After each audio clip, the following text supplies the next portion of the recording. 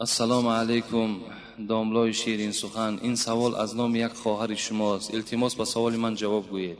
من برادرم را با نمازخوانی دعوت کردم. اگر من او را یاری رسانم ممکن است؟ سوال دیگر: از وفات پدرم 2 سال گذشت. آیا من به منزل پدرم روم ممکن است؟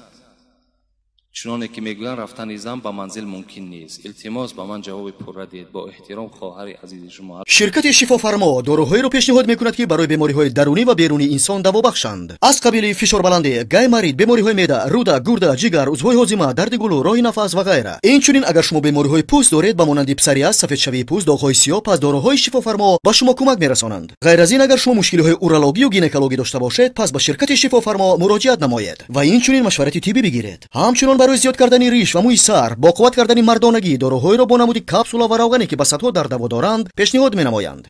السلام علیکم دوستان عزیز. آیا شما برای گذشتن از سرحد دشواری میکشید؟ مهلت حجت‌هایتان به آخر رسیده است. پس من برای شما خدمت رسانی شرکت نور محمد را پیشنهاد میکنم. با ماشین‌های نو و زمانوی، با باوری و اعتماد کامل توسط رانندگان مرد و زن شما را از منزل استقامتیتان تا خط سرحد برده برای عبور مرز مساعدت می نمایند. یادآور می شویم که اگر شما از نام شبکه حاجی میرزا مراجعت نمایید برایتان تخفیف ارائه کرده می شود. دلسوز اسلام باشد. وقتی می بینن همین گپ‌هایی که ملا را به گفتش بکن به کردش نکن، اینا هم از دست همون بعضی ملاهایی که گفتن و نکردن ان همین مقاله ها پیدا شد. باید ملا هستی اصل ملا شو، حقیقت گفتن بگیر. اگر چنده که ملامت زیاده میشنوی، 1000 اگر خط پرده پوش کنی، 1000 اگر با چین دل همو کلان ها هم که کار کنی، همو روزی که اگر یا تبدلات چید اولین آدم نابود میکن تا هستی. دیگر آفتاب به دامن پشانده نمیشد که کن من ملا نیستم گفته و حالت دخت پنهان کنی. اولین نفر میکشن تا هستی. برای همین چیکار کردن در کار؟ همین ملا میشه ملای اساسی شد. ملا نمیشه این مثال با سله و با کله و با جیلک و با منافقی مثال راه یافتن در بین مردم بسیار بسیار گناه کلان است. امروز تمام ملاها را از پشت مثال یک ملا یا 2 ملا تحقیر میکنن. به خاطر چی است؟ به خاطر که همون ملا در اصل مثال ملا نیست، همون نام ملاگی دارد. شاید مسجد نمی رود، شاید که خیر خدایی شود بعد مثال مسجد ها رود. نه همون ملا مثال معرکه های می شود که اسلام او را رخصت نمی دهد. مردم اینا که می بینن اعتقادشون از ملا می پره. لیکن اصل شما هیچ گام اعتقاد شما از پیشواها و ملاهای شما دور نشود. ملاها در بین شما برادرای عزیز مثل همین چراغی که روشنی میدهد مثل همین است. و ملا البته به البته در نزد خدا هم قدر دارد، باید در نزد شما هم احترام داشته باشد. کسی که مثال دشنام میدهد اگر از جهت نافهمی باشد و یک سبکی دارد، لیکن کسی که اگر دیده و دانسته ملا را بد میبیند و مثال دشنام میدهد، این حالت اوی گناهگار میشود. من چیز دیگر نمیگم برای این.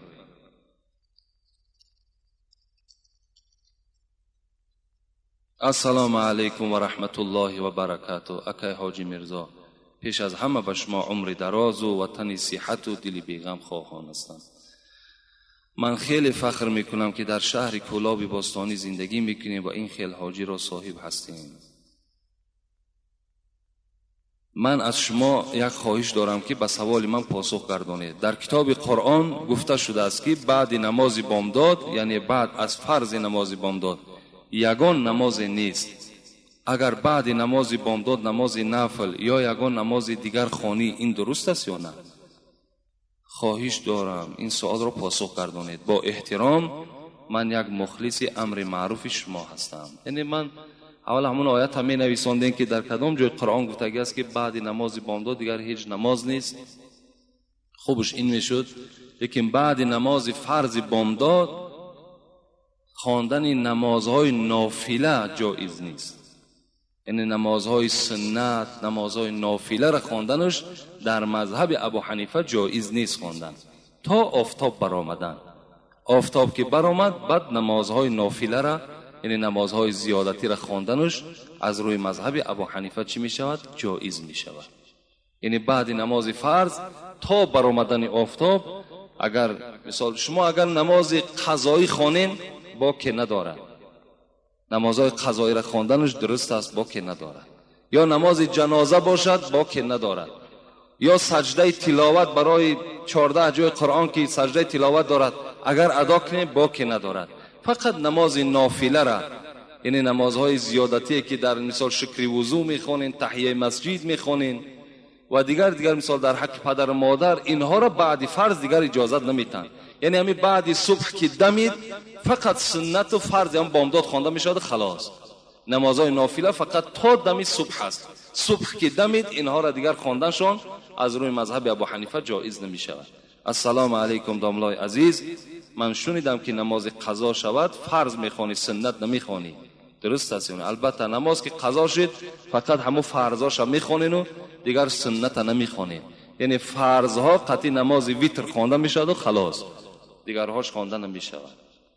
السلام علیکم بابای داملا، خواهش میکنم با این سوال من جواب درستتر جواب دهید.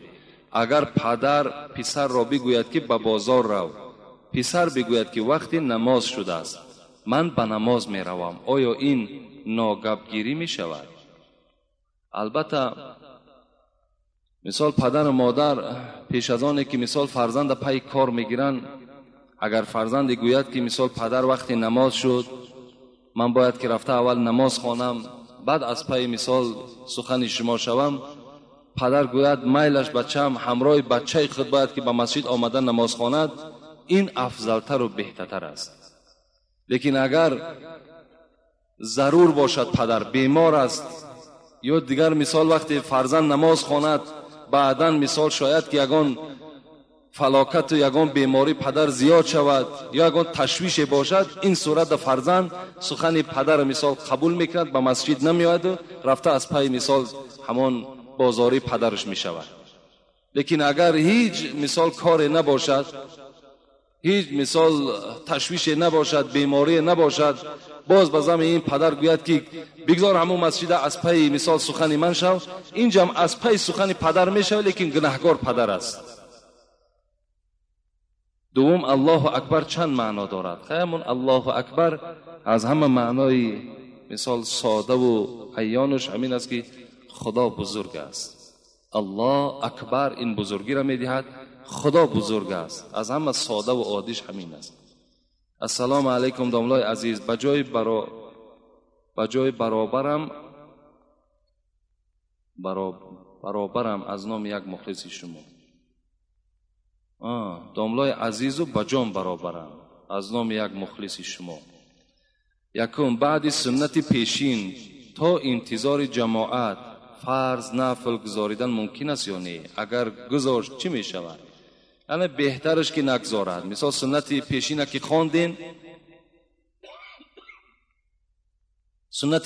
خواندین، سنت همین است که تا فرض پیشین با ذکر مشغول شوین، مثل سبحان الله، الحمدلله، الله اکبر، با این مشغول شوین. این بهتر است، اینش نزدیکتر است با سنت. لیکن اگر دل شما قرار نگرفت و بعد یا اگر یگان مثال نمازهای قضایی را اگر خوانین، یعنی این گناه نآمده است در مسئله، لیکن اگر خواندینم نخواندنش بهتر، همون نخواندن بهتر است. همون ذکرها تو نکنین تا نماز فرض، بعد مثال فرض خواندن و سنت پیشین خواندن، انا مرحمت تا عصر دیگر فرض داری نفل داری، اینش بهتر است. درباره تسبیحات گفتید، اما در تسبیحات نام اولا و نام محمد ذکر شده است، از این خاطر در روی مالیدن ممکن است یا نه؟ البته وقتی که اگر تسبیحایی که داریم، مثال بعضی آدم تسبیح میگیرند تسبیح میگرداند و بعد همون تسبیح ها را در روش میمالد، این گناهش اینش سنت نیست، این بدعت است. این مالیدن در رو معنی ندارد. چی در کار؟ مثال تسبیح را میگیری و در چهرت میشکی میمالی، یا اینکه مثال اون ختم خوجه میکنن، سنگ بسیار را میگیرن تسبیح میگردونن و بعد همون سنگا را میگیرن بوسه میکنن، این حرام است. سنگ بوسه کردن حرام است. حضرت عمر میگه وقتی که طواف خانه کعبه میکردن، همون سنگ حجرالاسود که حاجی‌ها وقتی زیارت میرون و سر خدا مثال میدرارن، همون سنگ سیاه را بوسه میکنن. حضرت عمر میگه هم سنگ بوسه کردن و گفتن ای سنگ، گفتن به خدا قسم من دیدم که پیغمبر تو را بوسه کرد و الا من به تو احتیاجم ندارم و تو را بوسه هم نمیکنم. یعنی هیچگاه یکی قبر بوسه کردن، یکی سنگ بوسه کردن، اینا حرام هستند. اینا را نه در دیده هاتون بمالین نه بوسه شان کنید. تسبیح گردانی تمام کشالش کنید یا در همون پیشت بگذارش. سیوم مرد زن میگیرد و زن اولش مرده است، میگویند که در بالای قبرش برده آب ریزید. چی معنی دارد؟ آیا روا است؟ نه دروغ است. اینا بیچاره چند کس ما را گفت. یا خیالش 1 سال حالا که عده پایستن از برای زن است. اینا حقوق شوهر بلندیش نشان میدهد که وقتی که اگر شوهر از دنیا گذشت، زن باید که 4 ماه و 10 روز انتظاری میکشد، بعد 4 ماه و 10 روز و شوهر میکند. لیکن برای مرد عده نیست. یعنی زنش که مرد حقوق دارد کدام روزی را که برای خودش انتخاب، اگر فرداش هم که زن بگیرد وای گناهگار نمیشود. اگر 3 روز پس هم که زن گیرد گناهگار نمیشود. 1 هفته پس هم که زن گیرد، 1 ساعت بعد هم که زن گیرد گناهگار نمیشود. یک آدم بیچاره گفت که 1 سال مرا گفتن در محله من که میستی پنجشنبه‌گاه زن تا تمام میکنی، بعد یک سطیل است یا که ممکن یگان ماشین آب است، میبری در بالای قبر همون زنک میریزی، دلی او را ای دنیا خنک میکنی، بعد زن میگیری. باور کنی میرو همین آدمی با عقل نخواه میرو باور کنه. اینا باور کنی یک خنداور است، نخواه که مثال در بالای قبر دلی او را ای دنیا چی خنک میکنی دیگر. او کایها مردگی است بیچاره. او دیگر در او جسد اگر 1 سال پس برای او را خاک شیدگی است، او را گجاش دیگر خنک میکنی. اینا دروغ هستند، اینا را باور نکنی. برای مرد خدا اجازه داده است کی که میخواهد زن گرفتن بگیرد.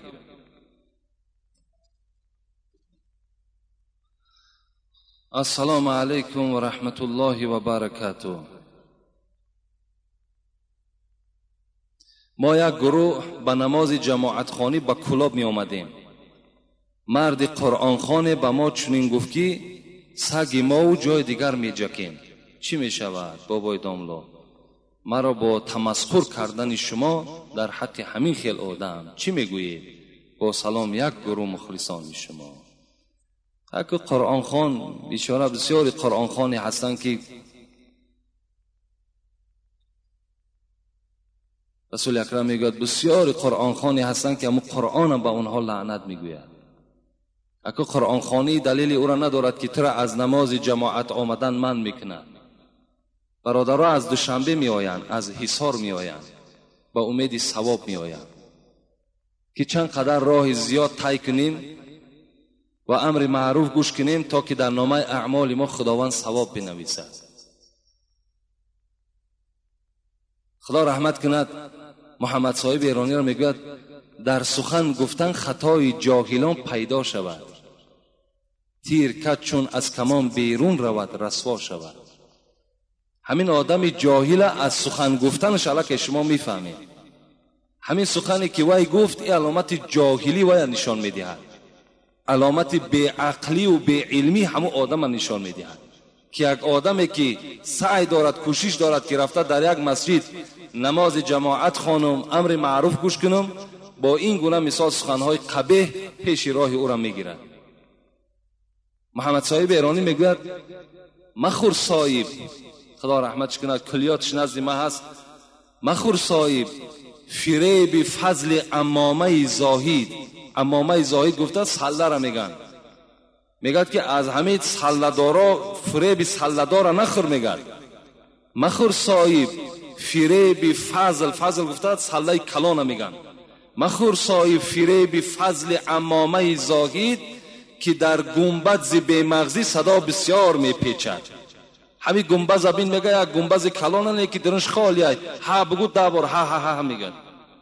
همون کله همون آدمایی که این گونه سخنها را میگن و و سلاها در تار سرشان هم مثل گنبز هم خالی است، هیچی ندارن اونا. بسم الله الرحمن الرحیم. السلام علیک و رحمت الله و برکاته.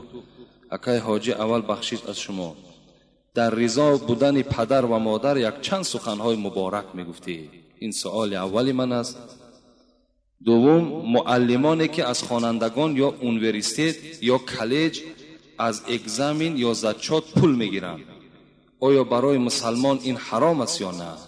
التماس اکای حاجی به سوال ما جواب پره میگفتید، دل ما قرار میگرفت. البته درباره پدر و مادر ما کسیته ها داریم. برادر عزیز مراجعت کنه، از همون کسیته ها به نهایت بهره زیاد میگیری. 2 کسیته خاصه درباره احترام پدر و مادر است. اگر مثال چیزی که خواهی از داخل اونها تو البته یافت میکنی. و سوالی که معلم ها چه از اونیورسیته باشد، چه از اینستیتوت باشد، چه از مکتب های میانه باشد، چه از کالج ها باشند، برای زکات و برای مثال بها گرفتن وقتی پول میگیرن، باور کن خیانتی در جمعیت کردگی هستند. به حد خیانتی کلان میکنن. برای دهنده در زمان ما گناه نیست، اگر چند که رسول اکرم میگوید الراشی و المرتشی فی النار، کسی پاره میدهد و کسی پاره میگیرد، هر دو در آتش دوزخ هستند. امروز جزای پاره را دیدیم. با مثال با پاره بیچاره میخواند میآید. امروز باوری داریم که فرزند من مدینیستود خوانده است، دکتر شده است. همه او مثال زکات ها و همه او بها با پول است. او از کجا مثال تجربه دکتری دارد؟ او از کجا مثال فرزند ما اترا نجات داده میتواند؟ برای چی نمیتواند؟ برای که وای معلمش خیانتکار بود، وای معلمش آموخته کرد که همین پول بده نخوان دیگر، خواندن تو حاجت هم نیست. آیا همین خیانت نیست؟ از این ده خیانتی کلان دیگر وجود ندارد. هر یک فرزند مثال هر یک پدر و مادر باوری دارد که فرزندش در فلان مدرسه یا مکتب میخواند، وقتی که وای با پول میخواند این معلوم است که عاقبت وای چی هست.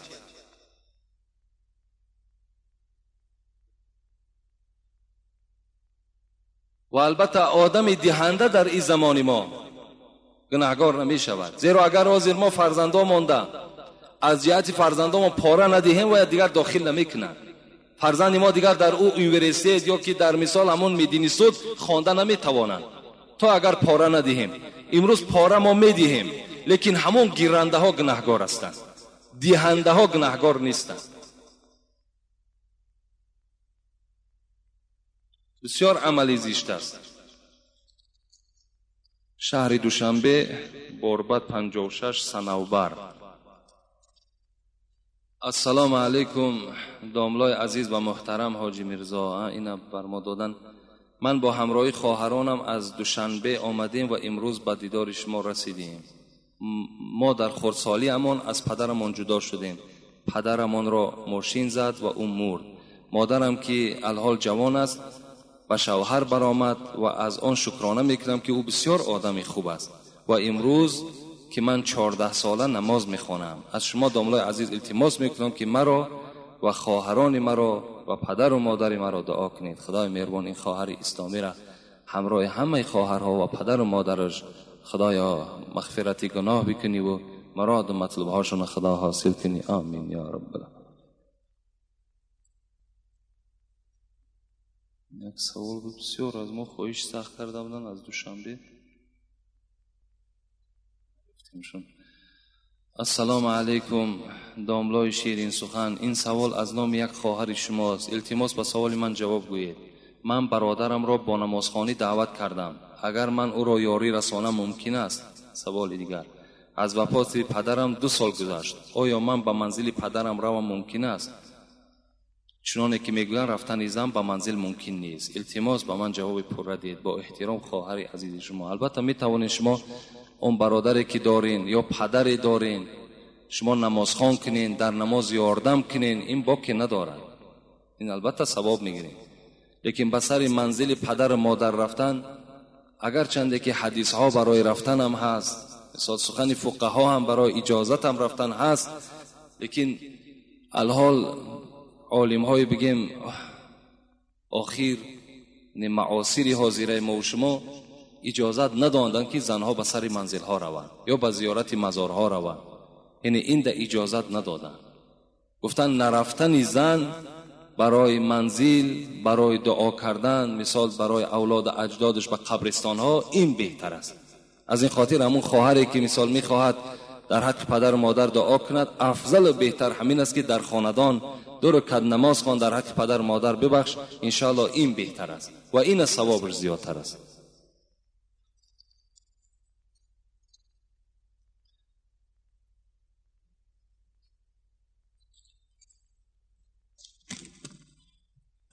سلام داملای محترم، از شما خواهش و التماس میکنم با همین سوال من جواب گردانید. گویا که عمر خیام در جماعت مس بود و در دستش پیاله می، به ناگاه پیاله از دست او می افتد و می شکند. شخصان گرد و اطراف او را تماشا دارند. او باشد این شعر را می خواند: ابریق می مرا شکستی ربی، بر من در عیش را ببستی ربی، بر خاک زدی می نابی مرا، خاکم به دهن مگر تو مستی ربی. بعد خواندن این مصرع‌ها در روی او سیاهی پدید شده است. بعد خواندن دیگر شعر سیاهی در روی او ندیده شد. همانا ناپدید می شود که چنین بوده است: ناکرده گناه در این جهان کیست بگو، هر کس که گناه نکرد چون زیست بگو، من بد کنم و تو بد مکافات دهی، پس فرق میان من و تو چیست بگو. بعد از این جماعت و از واقعه روی داده او را اولیا خواندند. آیا این 8 مصرع شعر ضد دین هست یا نه؟ و واقعه با عمر خیام چنین بود یا نه؟ ما بین من و یک دو شخص بحث شد. من در جواب گفتم که با واقعه روی داده شده باوری ندارم. بنابراین از شما یک بار دیگر التماس شعرها را با پررگی تحلیل کرده و واقعی که بحث می رود با پررگی شرح دهید. مخلص اشدی شما از دوشنبه اسرائیل. افسوس می خورم که از سبب راه دور در امر معروف شما اشتراک ندارم. به هر حال که از روی کسیته هایتان شما را نغز می شناسم و احترام می کنم. خدا نگهبانتان باشد. یعنی این واقعی که به عمر خیام گویا شده باشد که وقتی در دستش مثال پیاله می بود و وقتی که میخواست که همین می نوشد که همون می با همون ابریقش با همون ظرفی که داشت در زمین زد و شکست و به سوی پروردگار گفته: پروردگار، تو ابریقی مرا شکستی، آیا تو مست هستی؟ این سخن در آخر حضرت عمر خیام گفته باشد. وقتی که این سخن گفت، خداوند در حال میگه چهره عمر خیام سیاه کرد و بعد این باز چی گفت؟ ناکرده گناه در این جهان کیست بگو. یعنی پروردگار کی هست در دنیا که ناکرده مثال حیات برده است و گناه نکردگی هست؟ کی هست همیشه گفته؟ یعنی وقتی این 4 مصرع خون بعد این باز رویش سفید شد گویا. آیا همین واقعه اصل دارد؟ این دروغ است، باور کنید. منم باور ندارم. منم در یگان کتابم ندیدم، لیکن اکنون ادبگاه محبت ناز و شوخی بر نمی دارد. کسی نباشد، چه اولیا باشد، چه مثال همون دوستان خدا هم به درگاه خداوند این گونه ناز کرده و ای پروردگار تو مستی گفته، این ده هیچ کس قدرت نداره. این گونه معامله هم بر خدا کردن، این باور که این در عقل انسان جا نمیگیرد. من یک حدیث حضرت عمر را نویسانده میخواهم که برای شما خوانم. حضرت میگوید یک مرد راه میرفت، در راه رفتن بسیار میگه ایتا خاکسار بود، خاکساری کرده، گویا گردن پست زمین تماشا کرده میرفت. حضرت عمر گفتند: لا تمت علینا دیننا اماتک الله. این مرد گفتند سرت بردار، گفتند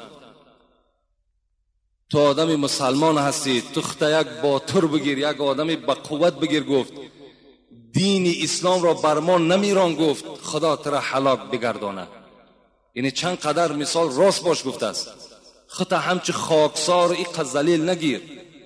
باز میگه در دیگر شخص دید میگه که بسیار شکسته بود. میگه اونا چی گفت؟ ارفع رأسک فإن الاسلام لیس بمرض. سرت بردار گفت ای مرد. گفت اسلام بیمار نیست. گفت اسلام را بیمار در چشم مردم نشان نده. گفت سرت بردار. گفت یعنی با غیرت باش. یعنی ما و شما هم باید که چنین حکایه ها قطعی مثل که گویا یک ضربه در همه اسلام میزنیم، گویا که اسلام هم مثل یک افسانه نشان میدیم. همچنان هم میگن که گویا که برق ولی وقتی که مست شده است با همون عصاش در عرش الهی زده باشد. اینا دروغ هستند. اینا را باور کردن در کار نیست. این کتابچه هایی که برآمده است اینا نه آیت نه حدیث آخه.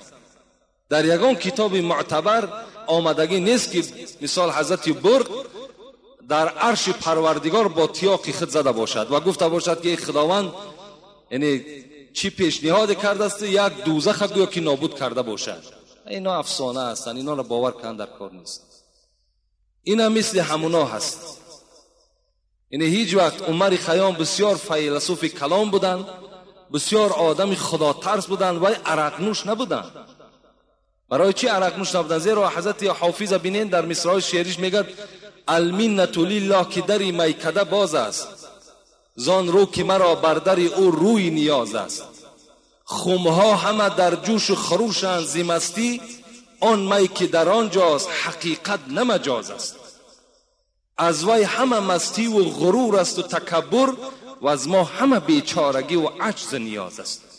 اون می که میگوید ما در مصرع‌های شعری ذکر میکنیم، حضرت حافظ میگوید اون می میگد اون می مجازی نیست، از وی همه مستی و غرور است و تکبر.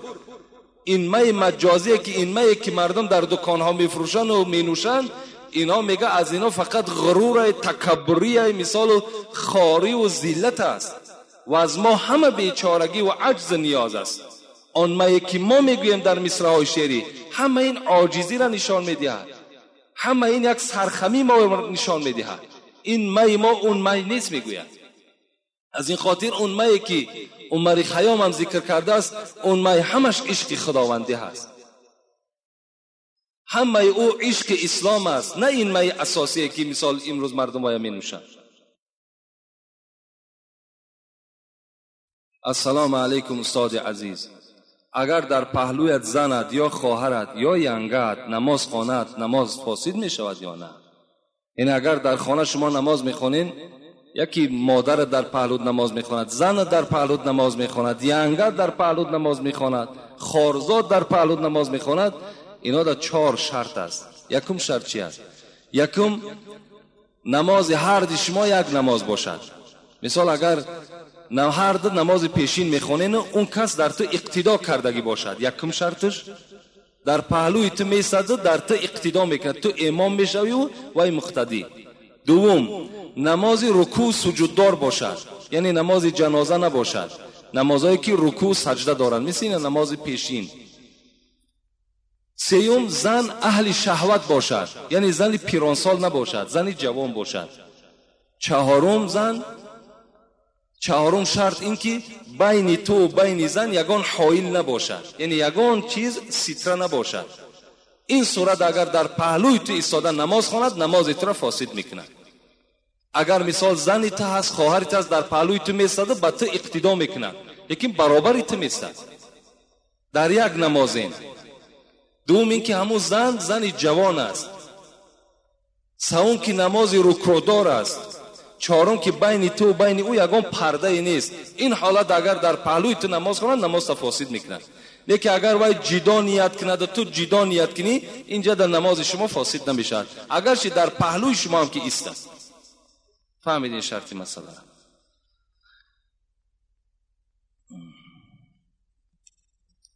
السلام علیکم داملای عزیز، من خواهر اسلامی شما هستم. سوالی دارم داملای عزیز. ینگه دارم، دادرم که شوهر اوست او را دشنام زیاد میدهد و او در مسجد شما نماز میخواند. در این موضوع چیزی میگفتی؟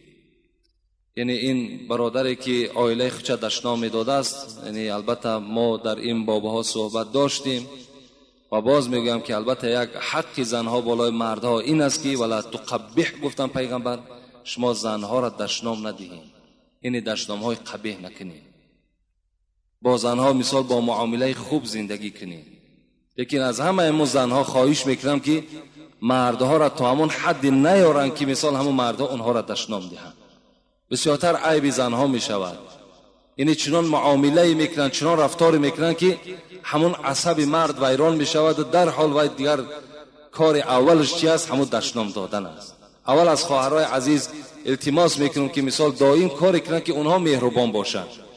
یعنی دائم در هر حالت مرد چیکار کنن؟ مثال دستگیری کنن، با مرد مثال مهربانانه رفتار کنن، انشاءالله اونها یگان دشنام نمیشنوند. السلام علیکم داملای شیرین زبان. ممکن است که برای مرد چله و زیره نقرگین التماس جواب پر دهید. یعنی زیره نقرگینش جایز نیست، لیکن اگر چله نقره باشد جایز است. کدام مردی که اگر میخواهد که چله اندازد فقط چله نقره، دیگر غیر چله نقره دیگر چله ها را برای خود چی آهن باشد، چی میز باشد، چی طلا باشد اینها را اختیار نکنید.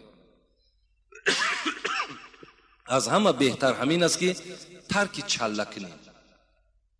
در همون مسئله ها میگد که اگر ضرورت نباشد چله نه اندازد مردها. یک اگر چی قدر محبت داشته باشد میلش چله نقرگین اندازن، اینش سنت است.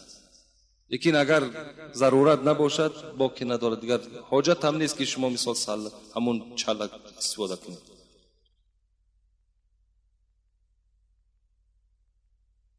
وقتم تمام شد. السلام علیکم داملای شیرین سخن. ممکن است که در سر منزل سنگ با صورت مانند. التماس جواب پر را بگید. نه عن ان یکتب علی القبر شیء.